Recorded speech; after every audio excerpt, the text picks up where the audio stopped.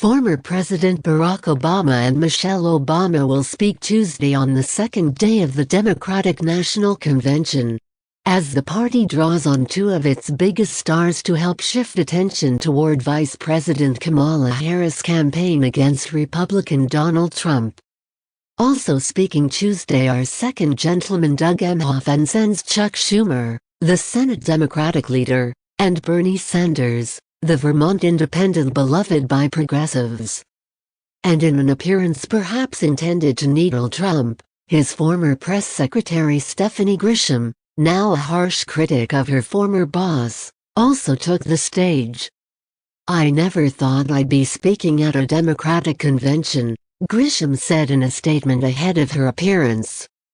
"But, after seeing firsthand who Donald Trump really is, and the threat he poses to our country, I feel very strongly about speaking out."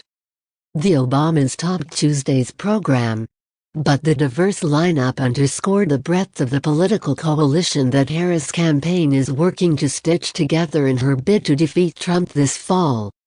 Just as President Joe Biden did in 2020, Harris is looking to win over a collection of young people, voters of color, working-class whites, suburban moderates, and even anti-Trump Republicans.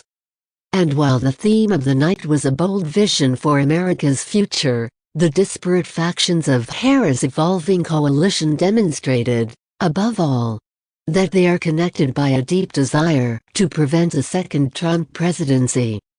Harris was traveling Tuesday to Milwaukee for a rally in the swing state of Wisconsin scheduled to run at the same time as the convention's primetime programming.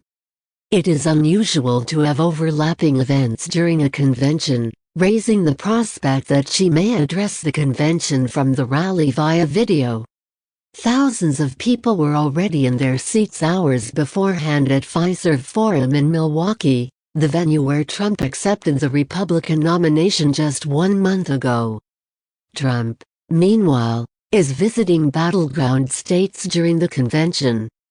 He went to Howell, Michigan, on Tuesday and stood aside sheriff's deputies as he labeled Harris the ringleader of a Marxist attack on law enforcement across the country.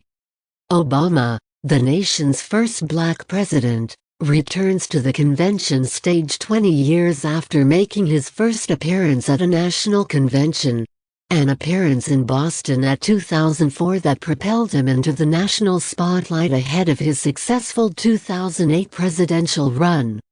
In his Tuesday address, Obama is expected to help affirm why Harris and Walz are the right leaders for the country at this moment, lay out the task in front of Democrats over the next 10 weeks, and bring into focus the values at stake in this election and at the heart of our politics, according to a person familiar with the remarks. The former president believes this is an all-hands-on-deck moment, and he is committed to do all he can to help Harris win, the person said, adding that Obama would engage in a range of traditional and creative tactics to reach voters over the coming weeks. The thousands of people crowded into the convention hall will also hear from an array of prominent Republicans, including former U.S. Rep. Adam Kinzinger of Illinois, former Georgia Lieutenant Gov. Jeff Duncan, and former Trump White House staffers Olivia Troy and Grisham. All are now critics of Trump. The Harris campaign on Tuesday also announced a collection of speakers from battleground states who would speak later in the week.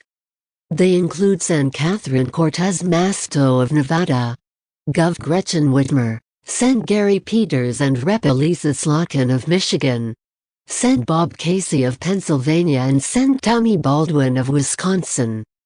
From Arizona, Sen. Mark Kelly will speak along with John 30 p.m. on the East Coast on Monday night, because the speaking schedule ran late. The program didn't wrap up until well after midnight Eastern Daylight Time, even after some speakers were canceled.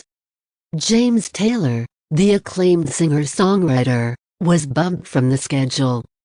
Democratic National Convention Director Alex Hornbrook said Tuesday morning that we made some real-time adjustments last night and we're working with our speakers and making some other adjustments this evening, including starting at 5:30 p.m. local time in Chicago to make sure that we stay on track.